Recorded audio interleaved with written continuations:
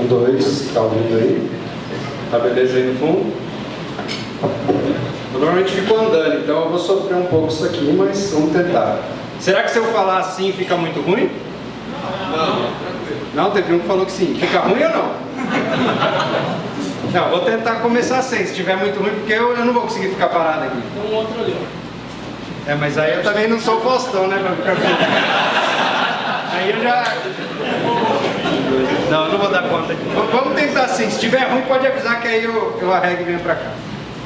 Mas beleza, então, vamos começar. Então eu vou começar falando um pouco de mim, porque eu amo programar. Então, programar pra mim é assim, eu programo praticamente o tempo todo, e quando eu não posso programar, eu dou um jeito de programar como hobby. E eu também não acredito muito entre separação entre vida profissional e pessoal. Eu acho que se a gente tentar separar a nossa vida profissional da nossa vida pessoal, fica muito complicado, porque a gente passa trabalhando muito tempo. Hoje em dia eu trabalho umas 8, 10 horas por dia, mas já trabalhei 15, 16 por dia por muito tempo. Imagina se esse período for muito chato, ele não tiver graça nenhuma. Eu estou jogando praticamente minha vida fora. Então, eu não tento entender a vida como duas áreas. Eu tento fazer com que o meu trabalho me traga prazer. E o meu prazer maior hoje é programar. Então é por isso que eu estou tentando aqui falar para vocês como vocês podem se tornar um desenvolvedor e quem sabe também ter essa paixão por programar ou por alguma outra coisa. E além disso, além de programar também ser um sustento para mim, ele é um hobby. Então isso é muito interessante, porque quando a gente muitas vezes é criado, quando a gente é criança, ninguém fala pra gente que é possível você ter uma profissão que você gosta e que ao mesmo tempo ela vai te prover sustento. Então tem muita gente que fica nesse impasse a vida inteira, tentando buscar algo que gosta, mas não dá dinheiro e vice-versa. E talvez por Deus ou por algum fator, a gente, na área de desenvolvimento, a gente tem esse privilégio de conseguir fazer uma coisa que é interessante, que muita gente gosta e que ao mesmo tempo hoje dá muito dinheiro, porque hoje tudo que a gente faz envolve algum tipo de sistema. Então a gente é privilegiado, porque você poderia gostar de uma coisa que infelizmente é muito difícil ganhar dinheiro. Então talvez você consiga, porque também se você for muito bom, provavelmente qualquer coisa vai te dar algum dinheiro, mas a nossa área hoje é uma área privilegiada nesse sentido. Então é importante a gente saber que isso é uma opção. Então a gente tem a opção de ter um trabalho que dá dinheiro e que além disso também ele pode ser muito divertido. Então para que eu estou aqui hoje? Então eu estou aqui, eu vou tentar fazer uma coisa bem prática, eu não vou ficar aqui falando coisas abstratas, vai ser uma coisa bem concreta, tentando falar um pouco das coisas que eu vivi, mas principalmente das coisas que depois de velho eu acabei aprendendo e tentando dar meio que o caminho das pedras, um atalho para como se tornar um bom desenvolvedor.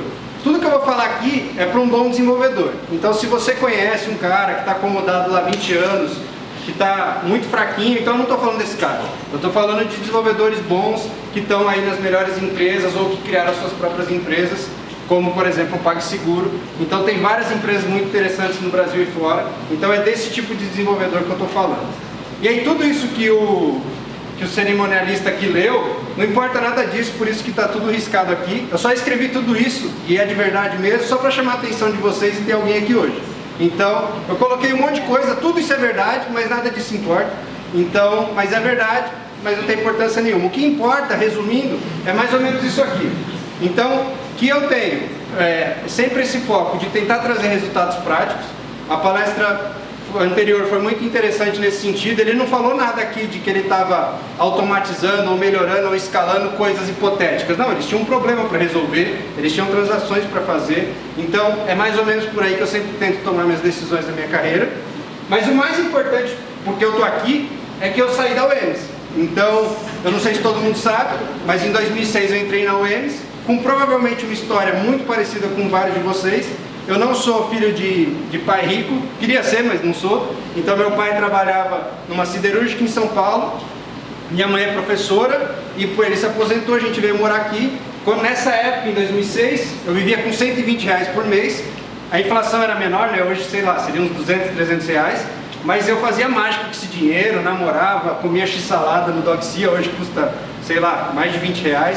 Mas enfim, eram outros tempos, mas foi aí que eu comecei. Então isso é importante, porque eu saí daqui com histórias muito parecidas com as que vocês têm hoje. Então, e eu nem sabia o que era curso de computação. eu tinha um ex-namorado da minha irmã que programava e ele me ensinou uns negócios com HTML, mas eu não tinha consciência do que era programação, eu não sabia o que era algoritmo. Eu fazia sites já, mas fazia da minha cabeça, uma coisa que hoje não daria nem para mostrar. E aí teve um dia que, depois de quase um ano já aqui na UEMS, eu estava até conversando agora com o Chastel sobre ele, o Fatenda, que é um professor que dava aula na época de estatística e hoje ele está praticamente aposentado. Eu tinha terminado já o primeiro ano, estava quase terminando, eu tinha pego 5 exames, então vocês devem estar achando que esse moleque estudava pra caramba. Depois eu passei a estudar, mas até então não. Então eu tinha pego 5 exames e peguei 3 DPs mesmo, eu peguei exame acho que até de português. Então, por quê? Eu acabava brincando muito e a gente fazia churrasco, tinha um professor, que eu não vou citar o nome, que ajudava a gente a matar a aula para fazer churrasco também. Ele não está aqui, mas eu não vou citar o nome, mas isso tinha muito também. Então era uma fase a fase de faculdade, uma outra experiência. Então tudo isso, só que aí teve um dia que eu estava no estacionamento aqui mesmo, e o Fatenda estava indo embora, acho que era o último dia do primeiro ano, e ele falou essa frase para mim que até hoje eu lembro, eu já até contei isso para ele quando a gente se encontrou em Campinas. Então ele falou: você tem potencial, mas brinca muito. Então por quem conhece o Fatenda sabe que ele é um cara sério, mas também tem seu humor, e nesse momento ele não tinha humor nenhum. Ele falou bem sério mesmo, tipo assim, ó, você está desperdiçando o que você pode fazer. E desde esse dia, alguma coisa mudou e eu comecei a tentar prestar mais atenção nas coisas e tentar me dedicar mais nas coisas que eu estava fazendo. Nesse mesmo ano eu comecei a namorar quem é minha esposa hoje, que é a Luane, e ela morava lá no Maracanã. Quem é que sabe onde é o Maracanã em Dourados?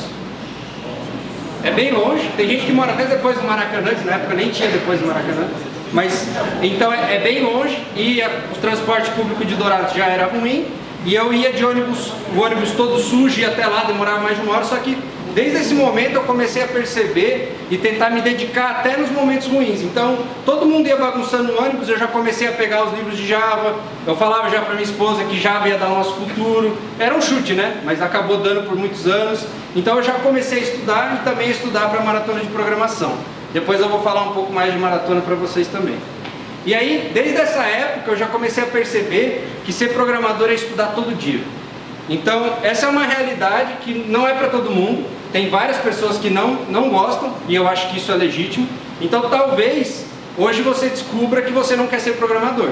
E eu não estou falando isso como um problema. Só que você pode descobrir isso, e isso está ok. Não tem problema nenhum. Você vai ter que buscar um outro caminho dentro da área ou fora da área, não importa muito. Só que eu só estou querendo deixar claro que é um caminho de muito estudo, tem que estudar todo dia mesmo. Até hoje eu estudo todo dia, é muito raro eu passar um dia sem estudar, porque o mercado é muito acelerado, tem muita novidade, muita coisa que a gente tem que estar ligado. Beleza até aí? Isso foi uma coisa importante. Tem um grupo que eu vou falar mais pra frente, mas tem uns adesivinhos aqui, ó, divertidinho, de um tamanduá verde, que eu vou dar adesivo para quem fizer pergunta depois. Então, anotem aí as perguntas, é importante prestar atenção, tentar anotar, que vai ter bastante coisa que acho que vocês vão ficar curiosos para saber mais. Beleza? Então vamos começar o que importa, que é como ser um desenvolvedor, né? Então a primeira coisa que quando alguém me procura e pergunta sobre desenvolvimento e como que é e tal, eu pergunto como que está o inglês. E aí é muito divertido, porque tem algumas respostas que para mim hoje não fazem sentido nenhum, talvez eu desse essas respostas também antes. Então tem gente que fala, já estudei por 6 anos, então assim, pronto, né, terminei. Mas essa é a melhor. Tem o que fala, já terminei. Então assim, eu estou estudando inglês até hoje, e meu inglês ainda é muito fraco, mesmo conseguindo trabalhar numa empresa americana, falo só em inglês, obviamente, né? Mas enfim, meu inglês ainda não, é longe de ser perfeito, porque as respostas ideais que a gente espera, que na verdade a resposta não importa, mas a mentalidade, não é que você já terminou o curso da Wizard, pouco me importa se você fez curso na Wizard ou no curso mais caro que tinha na sua cidade. O que me importa é o que você consegue fazer com a língua inglesa. Então, aqui é mais ou menos uma sequência que é mais natural da gente conseguir aprender, e que foi como eu aprendi. Como eu falei, eu não vim de uma família rica, então eu não tinha dinheiro para fazer curso de inglês. Na verdade é mentira, eu aprendi as cores na Wizard por 6 meses, e depois não teve mais nada. Então, você sabe que nos primeiros 6 meses você aprende só as cores, né? Então, foi a única coisa que eu fiz. E como que eu fiz o resto? Eu fiz estudando, lendo. E eu não sabia ler? Não sabia, obviamente, eu não sabia inglês. Mas quando você vai lendo, a repetição, a leitura, você vai vendo que as palavras se repetem. E principalmente livros técnicos, a gente usa pouquíssimas palavras. Eu não sei porquê, acho que é porque a gente não é muito criativo, né? a galera só usa as mesmas palavras, eles não repetem, não trocam muito.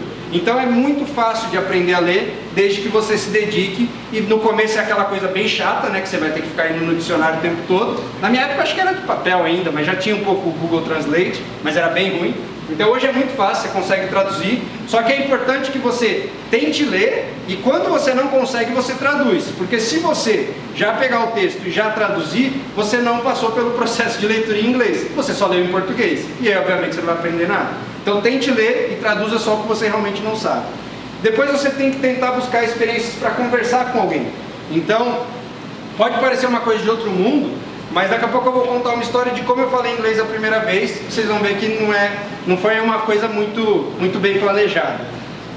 Escreve num blog em inglês, por exemplo. É um passo dos mais difíceis, né? Aprender a se comunicar de forma escrita em inglês. E é muito importante, por exemplo, eu trabalho num time distribuído, né? Tem paquistanês, espanhol, romeno, sei lá, a nacionalidade do povo. E eu preciso me comunicar por texto quase o dia inteiro. E tem alguns momentos que eu falo por voz. Então também é importante. E você, no final das contas, eu já repeti essa palavra aqui várias vezes, você precisa se comunicar. Você não precisa ter diploma, você precisa se comunicar. Você precisa ser entendido e também conseguir entender. Algumas ferramentas que eu já utilizei, eu vou tentar falar, quase tudo que eu vou falar aqui eu já usei de verdade, tá? Quando eu não usar eu vou falar, porque pode ser que não seja tão bom. Mas nesse caso aqui, tudo isso eu já usei e algumas eu ainda uso. Então, o Duolingo, quem aqui já usou o Duolingo? Bastante gente, né? Ele é um aplicativo de forma lúdica, né? Ou seja, ele é um jogo que ele te ajuda a você aprender inglês. Ele não vai te deixar fluente, obviamente, mas ele vai te ajudar muito no básico, na gramática básica, nos substantivos básicos, adjetivos básicos. Então ele é muito interessante. Um canal que eu recomendo muito no YouTube é o Small Advantage. Esse cara se chama Gavin, ele mora no Colorado, nos Estados Unidos, só que sei lá porque ele se apaixonou pela língua portuguesa. Então ele é um americano nativo que ama o português. Então os vídeos dele misturam português e inglês. Então você não precisa saber inglês já para começar a acompanhar. Você consegue com o português acompanhar. E ele fala português muito bem também, melhor do que quase todos nós do jeito que a gente fala inglês. E é muito interessante. Um outro cara que é muito importante já quando você está querendo melhorar a sua fala é Youglish. Esse Youglish, ele é como se fosse um YouTube, na verdade eles usam os vídeos do YouTube. E você consegue buscar os dados do vídeo do YouTube e ele já te põe o trecho da palavra que você quer ouvir. Por que isso é importante? Quem já sabe um pouco de inglês sabe que uma palavra isolada no inglês, a pronúncia é muito diferente dessa palavra numa sentença. Porque o inglês ele é preguiçoso, eles tentam cortar as sílabas. Então, quase toda a palavra vai mudar o som. Você vai pôr no Translate, você vai falar, ué, mas a mulher do Translate está falando errado?